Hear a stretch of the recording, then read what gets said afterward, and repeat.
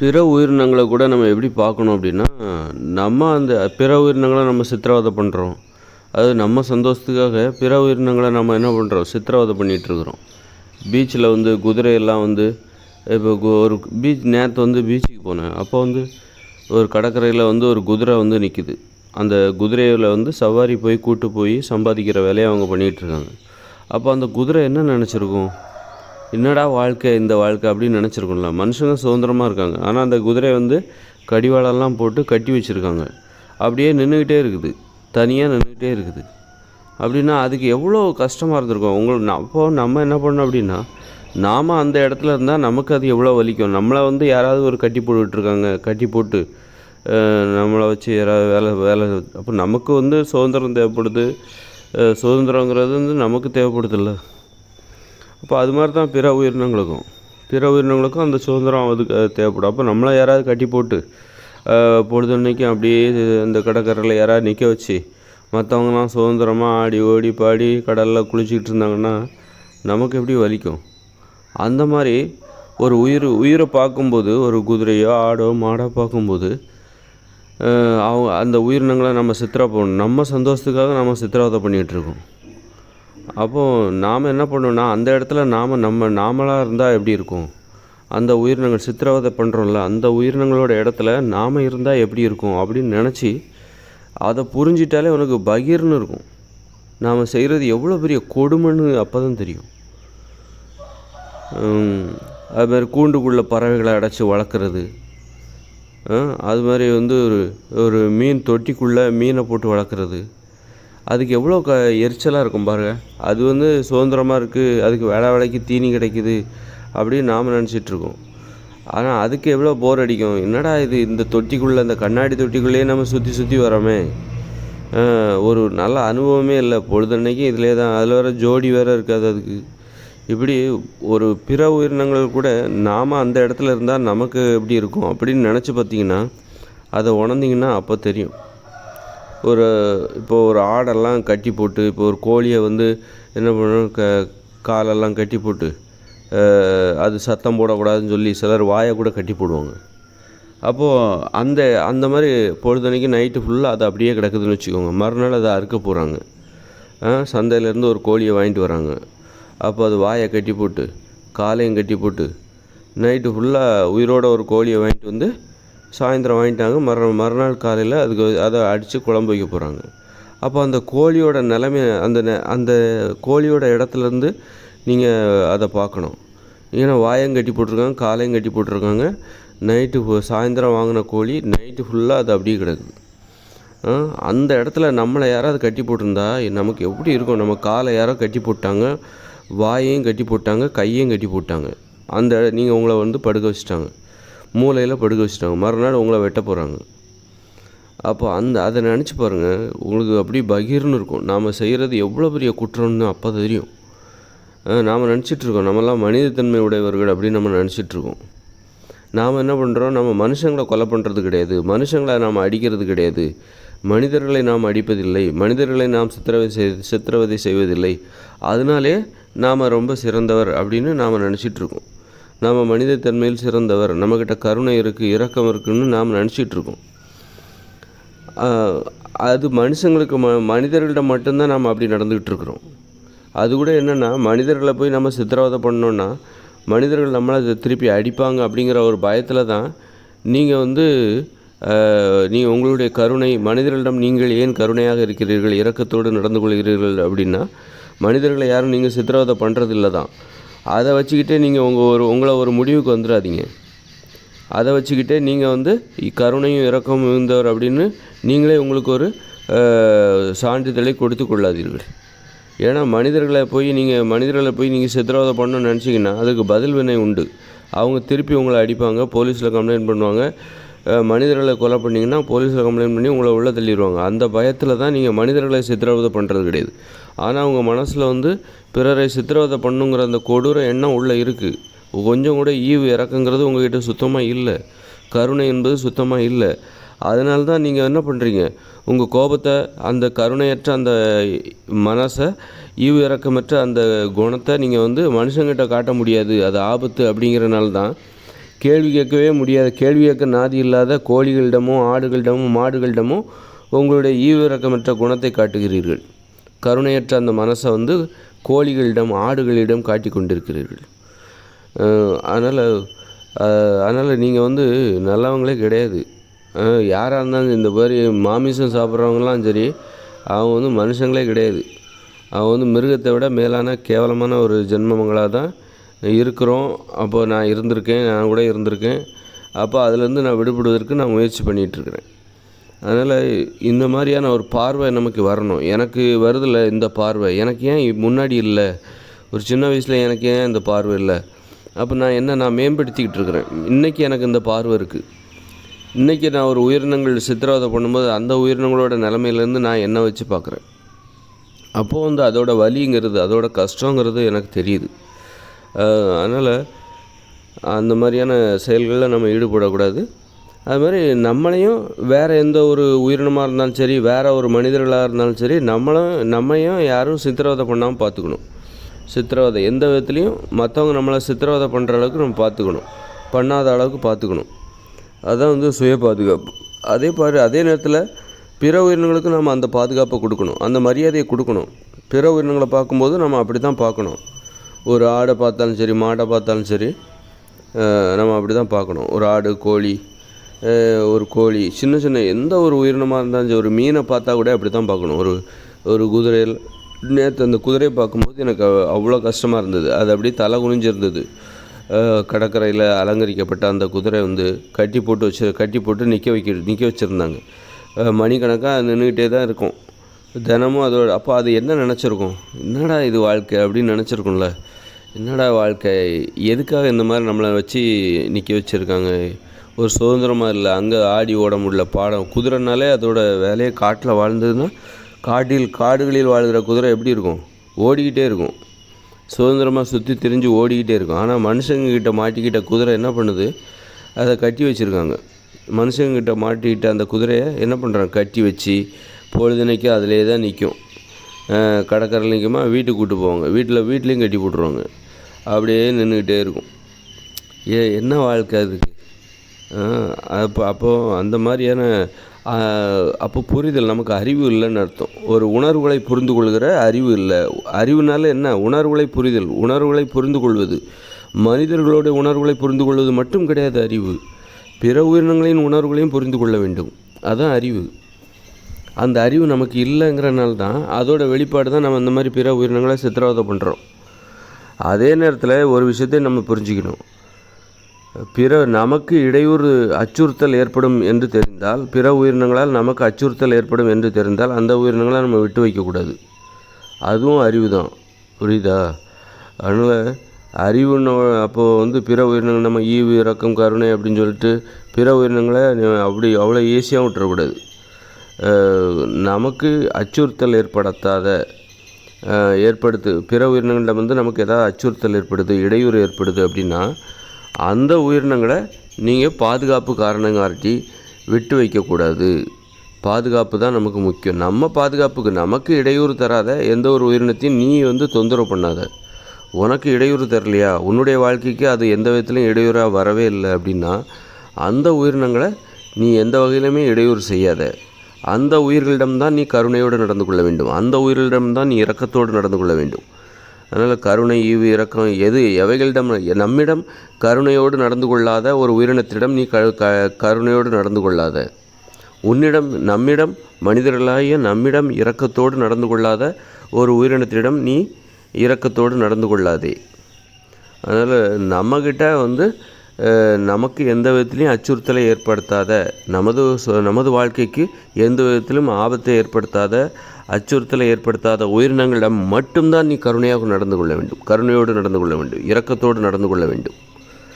அப்போ ஒரு கோழி நம்மளை ஒன்றும் செய்ய போகிறதில்ல. ஒரு கோழி வந்து நம்மளை வந்து எதுவும் பண்ண போகிறதில்ல. அதனால் அந்த கோழியை போய் நீ எதுக்கு அறுக்கிற? அப்போ அந்த கோழிகளிடம் நீ வந்து என்ன பண்ணணும், இரக்கத்தோடு நடந்து கொள்ள வேண்டும், கருணையோடு நடந்து கொள்ள வேண்டும். அது மாதிரி தான் வந்து ஒரு புலியோ, சிங்கமோ, நாயோ, அவைகளிடம் நீ கருணையோடு நடந்து கொள்ளாது. ஏன்னா நாயெல்லாம் நம்மளை ரொம்ப தொந்தரவு பண்ணும். நாய் நம்மக்கிட்ட விசுவாசம், நம்ம போடுற சாப்பாடை சாப்பிட்டுட்டு விசுவாசமாக இருக்குது. நீ சாப்பாடு போடலன்னா உடனே அது கடிக்கும். அப்புறம் நைட்டு தூங்க விடாது, வல்லுன்னு குலைச்சிக்கிட்டு இருக்கும் கண்ட நேரத்தில். அப்போ அதெல்லாம் நமக்கு இடையூறு தான். அதுவும் நமக்கு இடையூறு தான். நம்மளை சாகடிக்கிற உயிரினம் தான் நமக்கு இது அச்சுறுத்தலை ஏற்படுத்துகிறது என்று அர்த்தம் கிடையாது. நம்ம அமைதியாக தூங்குவதற்கு இடையூறு ஏற்படுத்துகிற நாய்களும் நமக்கு எதிரி தான். அதுக்கிட்ட போய் நீ கருணையோடு நடந்து கொள்ளாது. அதனால் நம்ம அமைதியாக வாழணும், பாதுகாப்பாக வாழணும், நல்லா நிம்மதியாக தூங்கணும். அந்த தூக்கத்துக்கு கூட ஏதாவது ஒரு உயிரினம் நமக்கு இடையூறாக இருக்கா? நாம் நிம்மதியாக தூங்குவதற்கு கூட ஏதாவது உயிரினம் நமக்கு தடையாக இருக்கிறதா? நம்மை தூங்க விடாமல் செய்கிறதா? அப்போ அந்த உயிரினத்திடம் நீ கருணையோடு நடந்து கொள்ளாதே, இரக்கத்தோடு நடந்து கொள்ளாதே. அந்த உயிரினத்திடமிருந்து நீ நன்றியை எதிர்பார்க்காத. அதுதான் ஒரு மனித உயிர்களுடைய கண்ணோட்டம் எப்படிப்பட்ட புரிதல் என்பதை எந்த உயிரிடம் நாம் கருணையோடு நடந்து கொள்ள வேண்டும், எந்த உயிரிடம் நாம் இரக்கத்தோடு நடந்து கொள்ள வேண்டும் அப்படிங்கிறத நம்ம தெளிவாக புரிஞ்சுக்கணும். பிற உயிரினங்களிடம் நாம் கருணையோடும் இரக்கத்தோடு நடந்து கொள்ள வேண்டும்.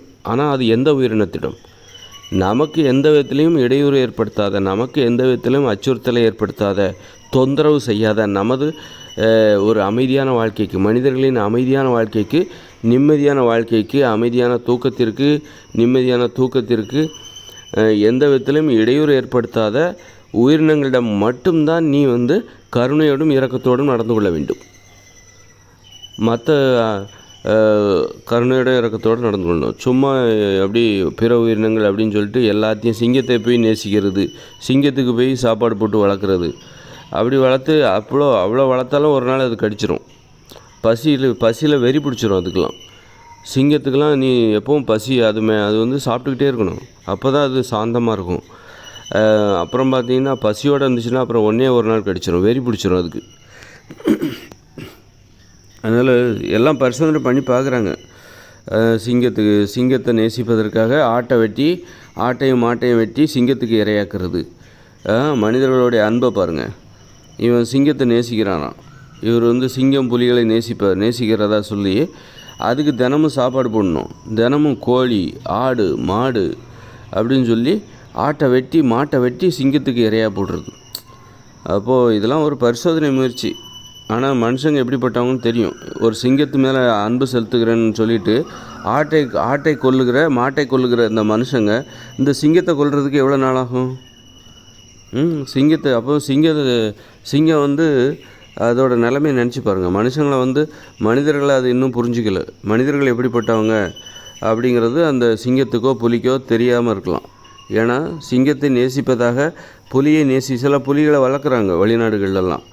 அப்போது வீடுகளில் வளர்க்குறாங்க. அப்படின்னா அந்த சிங்கத்தையும் புலிகளையும் வளர்ப்பதற்காக அவைகளிடம் அன்பு செலுத்துவதாக சொல்லிக்கொள்கிற இந்த மனிதர்கள் அவைகளுக்கு தேவையான உணவுக்காக ஆட்டையும் மாட்டையும் வெட்டி அந்த சிங்கத்துக்கு புலிக்கு போடுறாங்க. அப்படின்னா அப்படிப்பட்ட மனுஷர்கள் இந்த சிங்கத்தை கொல்றதுக்கு எவ்வளோ நேரம் ஆகும்?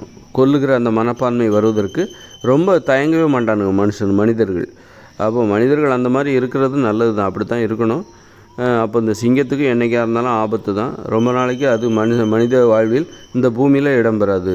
அப்போ மனிதர்கள் சரியாக புரிஞ்சுக்கணும். அதாவது கருணை, இரக்கம் எல்லாத்தையும் எப்படி புரிஞ்சுக்கணும்? இந்த உலகம் பூமிங்கிறது மனிதர்களுக்கானது அப்படிங்கிற விஷயத்தில் நீ அதில் தெளிவாரு. பூமிங்கிறது எல்லா உயிரினங்களுக்கானது அப்படிங்கிற மாதிரி நீ பேசாத. அது ஏமாளித்தனமான பேச்சு. அந்த மாதிரி பேசுகிறவங்களாம் நம்பக்கூடாது.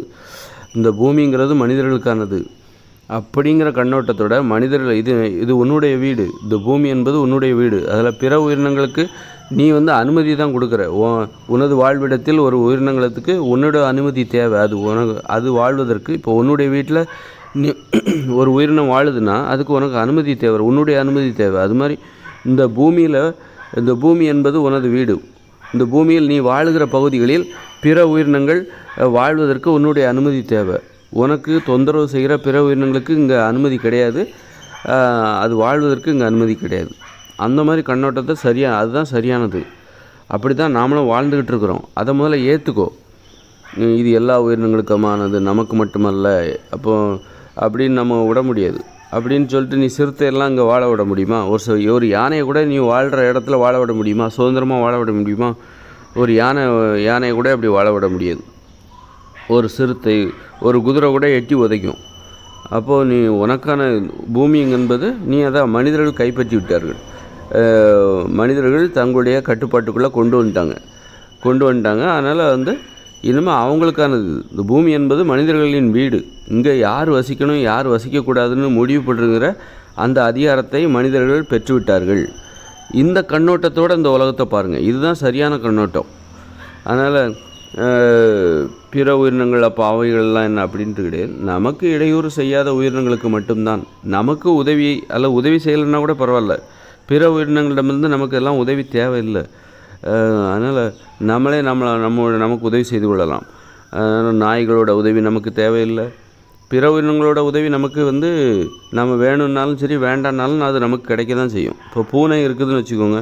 பூனை வந்து இப்போது 2040 அப்புறம் இயற்கையோடு இணைந்த மனித வாழ்க்கை வரப்போகுது. இயந்திர அறிவியல் உலகம் செயலிழக்க போகுது. அப்போ பூனைகிட்டேருந்து எனக்கு உதவி தேவையில்லைன்னு நாம் சொன்னாலும் அந்த பூனைகள் இங்கே வாழத்தான் போகுது. அதை நம்மளால் கண்ட்ரோல் பண்ண முடியாது. அது மனுஷங்கிட்ட சிக்காது. அதுவாக சுதந்திரமாக வாழ்ந்து இங்கே இருக்கிற எலிகளை பிடிச்சி சாப்பிட்டுட்ருக்கோம். அப்போ அந்த பூனைகள் நமக்கு உதவி செய்யுது. ஆனால் நாம் கேட்காமலே அது உதவி செய்யுது. அவைகளுடைய வாழ்க்கை நமக்கு உதவியாக தான் இருக்குது. அந்த பூனைகள் இருக்குல்ல, ஏன்னா 2040 அப்புறம் நீ பூனையெல்லாம் வந்து வளர்க்கவே முடியாது. அதுக்கு தேவையான உணவை நீ கொடுக்க முடியாது. தானிய உணவில் நீ கொடுக்க முடியாது. சோறெல்லாம் வச்சு நீ கொடுக்க மாட்ட. ஏன்னா சோறு நீயே சாப்பிட மாட்ட. தானிய உணவுகள் மனித உணவுகள் கிடையாது. அதுமாதிரி பால் என்பது மனுஷங்களே சாப்பிட மாட்டாங்க. அப்போ பூனைக்கெல்லாம் வைக்க மாட்டாங்க. அதுமாதிரி மாமிசமும் மனுஷங்க சாப்பிட மாட்டாங்க, பூனைக்கும் கொடுக்க மாட்டாங்க. அதனால் பூனைகள் வந்து மனித வாழ்வில் இடம்பெறுமே தவிர மனிதர்களால் அது வளர்க்கப்படாது. ஆனால் அது மனித வாழ்வில் இடம்பெறும். அப்போ அது எப்படி நமக்கு உதவி செய்யுது அப்படின்னா, இங்கே இருக்கிற எலிகளை பிடிச்சி அதை சாப்பிட்டுட்ருக்கோம். அப்போது பிற உயிரினங்களோட உதவி இருக்குல்ல, அது நீ வேணும்னாலும் வேண்டானாலும் அது உனக்கு கிடைக்க தான் செய்யும். இப்போ நம்ம ஒரு நிலத்தில் மண்புழு இருக்குது. அது என்ன நமக்காக உதவி செய்யுது? அதோட வாழ்க்கை அது நமக்கு உதவியாக அது மாறுகிறது. பலருக்கு உதவியாக அது மாறுகிறது. மண்புழு மண் வளத்தை அதிகப்படுத்தி அங்கே இருக்கிற தாவரங்களையும் மரங்களையும் செழிப்பாக வளர செய்து அதில் காய்கறிகள் பழங்கள் அதை வந்து மனுஷங்க சாப்பிட்றாங்க, பறவைகள் சாப்பிடுகிறது. அந்த மண்புழு நமக்கு மட்டுமல்ல பல்வேறு உயிரினங்களுக்கு உதவியாகத்தான் அது இருக்குது. இப்படி உதவிங்கிறது வந்து நீ போய் கேட்டு பெறணுங்கிற அவசியம் இல்லை. பிற உயிரினங்கள் நமக்கு உதவி செய்து கொண்டு தான் இருக்கிறது. ஒரு பூனையாக இருக்கட்டும். ஆனால் பூனையை உன்னால் கண்ட்ரோல் பண்ண முடியாது. ஏன்னா பூனை ஓடிச்சுன்னா அதெல்லாம் பிடிக்கிறது ரொம்ப கஷ்டம். அதனால் பூனைங்கிறது அது நம்மளை ஒன்றும் தொந்தரவு பண்ண போகிறதில்ல. பூனைங்கிறது நம்மளை தொந்தரவு பண்ணாது. அது காட்டு பூனையாக இருந்தாலும் சரி, அது நம்ம வேட்டையாட துணியாது. அதோட ரேஞ்சுக்கு அது வந்து எலிகளை தான் போய் சாப்பிட்டுட்ருக்கும். அது பெரிய சைஸ் பூனைலாம் இருக்குது. அது காடுகளில் வருது. அது மனுஷங்களை வேட்டையாடும். அதனால் அதுக்கு இங்கே இடம் கிடையாது. அதை மனிதர்கள் வேட்டையாடி விடுவார்கள். அந்த மாதிரி நாயின்னா அது இப்போ பூனை வந்து பூனையை நம்மளால் கண்ட்ரோல் பண்ண முடியாது. அது ஓடி ஒளிஞ்சிரும். அது நாயை நம்மளால் கண்ட்ரோல் பண்ண முடியும். அதனால் நாய்களோட உதவியெல்லாம் நமக்கு தேவையில்லை. அது பார்க்குறதுக்கு அழகாக தான் இருக்கும். குட்டியோட இருக்கும்போது அது பார்க்குறதுக்கு அழகாக தான் இருக்கும். ஆனால் அது நமக்கு மிகப்பெரிய இடையூறு. அது வந்து நமக்கு இப்போ தெரியாது. போக தான் புரியும். நாய்கள் கூட மனித வாழ்வில் இடம்பெறாதா? அதுவே உங்களுக்கு பெரிய ஆச்சரியமாக இருக்கும். இப்போ எத்தனை பேர் நாயை வளர்த்துக்கிட்டு இருக்காங்க? நாயை வளர்க்காத மனுஷங்க தான் நிறைய பேர் இருக்காங்க. வளர்ப்பு பிராணியாக நாயை ஏற்றுக்கொள்ளவில்லை. நிறைய பேர் நாயை ஏற்றுக்கொள்ளவே இல்லை. கொஞ்சம் பேர் தான், அந்த பணக்காரர்கள் தான் சும்மா பெருமைக்காக வீட்டுக்குள்ளேயே நாயை வளர்த்துட்டு இருப்பாங்க. மற்றபடி தெரு நாய்கள் இருக்குது, அப்புறம் வீட்டு நாய்கள். பணக்காரர்கள் வீட்டில் ஆளை வச்சுக்கிட்டு அதோட வீட்டுக்குள்ளேயே நாயை வளர்த்து அது மோண்டாலும் பேண்டாலும் அள்ளி போட்டுக்கிட்டு சும்மா பெருமைக்காக வீட்டை பார்த்துட்ருப்பாங்க. காவலுக்காக கூட பார்த்துட்ருப்பாங்க. அதனால் எதிர்காலத்துலலாம் வந்து நாய்களுக்கு நம்ம உணவே கொடுக்க முடியாது. ஏன்னா நாம் சாப்பிடுகிற உணவு தான் பிற உயிரினங்களுக்கு நம்மளால் கொடுக்க முடியுமே தவிர நாய்கள் நாமளே மாமிசத்தை சாப்பிட மாட்டோம், பால் சாப்பிட மாட்டோம், தயிர் மோர் இதெல்லாம் சாப்பிட மாட்டோம், தானியங்களை சாப்பிட மாட்டோம். அப்படிங்கும்போது இந்த நாய்களுக்கு நீங்கள் உணவே கொடுக்க முடியாது. நாய்கள்னால நமக்கு மிகப்பெரிய ஆபத்து. அது கடித்தா நமக்கு அதுக்கு மருந்து கிடையாது. எதிர்காலத்தில் அதுக்கு மருந்து கிடையாது. இயற்கையோடு இணைந்த மனித வாழ்க்கையில் நாய்கள் கடித்தா நம்மக்கிட்ட மருந்து கிடையாது. அது மாதிரி அது ரொம்ப குலைக்கிறது, அது கடிக்கும்.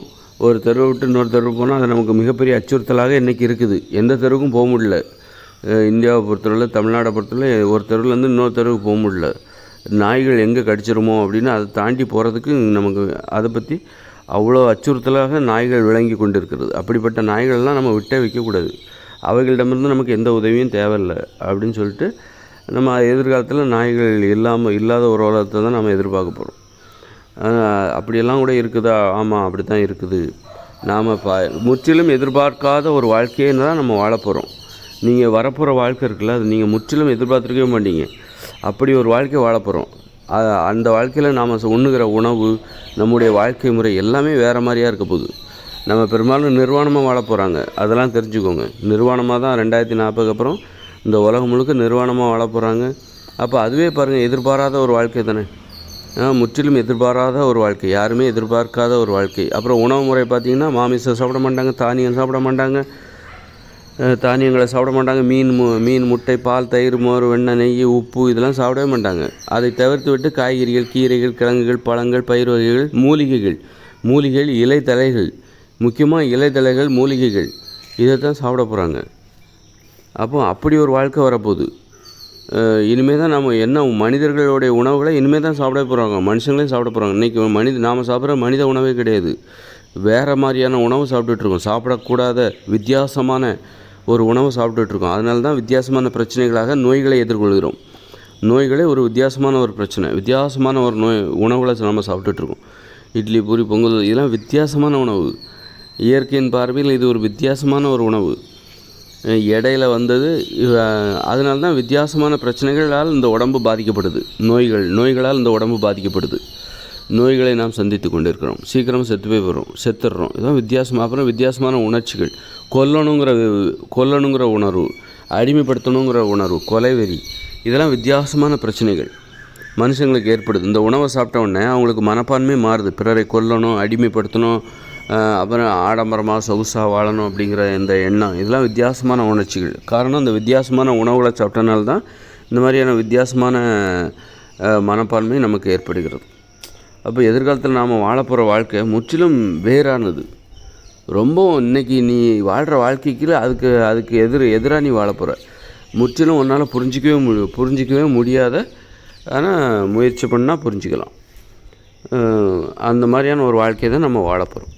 அதனால் நான் சொல்கிறது உங்களுக்கு வித்தியாசமாக தெரியலாம். நான் சொல்கிறது எப்படி இதெல்லாம் நடக்குமா, இதெல்லாம் சாத்தியமா அப்படிங்கிற அளவுக்கு, இதெல்லாம் உண்மையாக இருக்குமா அப்படிங்கிற அளவுக்கு உங்களுக்கு வித்தியாசமாக தெரியலாம்.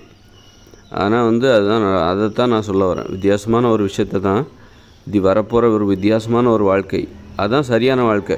நாம் தான் இன்றைக்கி வித்தியாசமாக இருக்கிறோமே தவிர, சரியான ஒரு வாழ்க்கையிலிருந்து நாம் இன்று வித்தியாசமாக வாழ்ந்து கொண்டு இருக்கிறோம். அதனால் எதிர்வரப்போகிற வாழ்க்கை இருக்குல்ல, 2040 அப்புறம் வரப்போகிற இயற்கையோடு இணைந்த மனித வாழ்க்கை, அது வித்தியாசமான வாழ்க்கை கிடையாது. நாம் தான் இயற்கையிடமிருந்து வித்தியாசமாக வாழ்ந்துட்டுருக்கோம். இன்றைக்கி இயந்திர அறிவியல் உலக வாழ்க்கை இருக்குல்ல, காங்கிரீட் கட்டடங்களில் வசிப்பது, உப்பு போட்டு சமைச்சு சாப்பிட்றது, மாமிசத்தை சாப்பிட்றது, இப்படி நம்ம பிறரை திருடுறது, நேர்மை இல்லாமல் வாழ்வது, கொள்ளையடிப்பது, கொலை செய்வது, போரிடுவது, நோய்களால் பாதிக்குது, இப்படி நாம் இன்றைக்கி வித்தியாசமாக வாழ்ந்துட்டுருக்கோம். இதுதான் வித்தியாசமான வாழ்க்கை. நம்ம வித்தியாசத்திலிருந்து விடுபட்டு, வித்தியாசமாக வாழணுங்கிற அந்த மோகத்திலிருந்து விடுபட்டு, அந்த ஆசையிலேருந்து விடுபட்டு, இனிமே தான் நாம் ஒரு சரியான வாழ்க்கையை வாழப்போகிறோம். எதிர்காலத்தில் நிரந்தரமான வாழ்க்கை, மாறாத ஒரு வாழ்க்கை, மாற்றமில்லாத ஒரு வாழ்க்கையை இனிமே தான் நம்ம 2040 அப்புறம் வாழப்போகிறோம். அதனால் இப்போ வாழ்ந்துட்டு இருக்கிற வாழ்க்கை தான் வித்தியாசமானது. இனிமேல் வாழப்போகிற வாழ்க்கை தான் சரியானது, வித்தியாசம் இல்லாதது. 2040 அப்புறம் வரப்போகிற இயற்கையோடு இணைந்த மனித வாழ்க்கை, அதுதான் வித்தியாசம் இல்லாதது.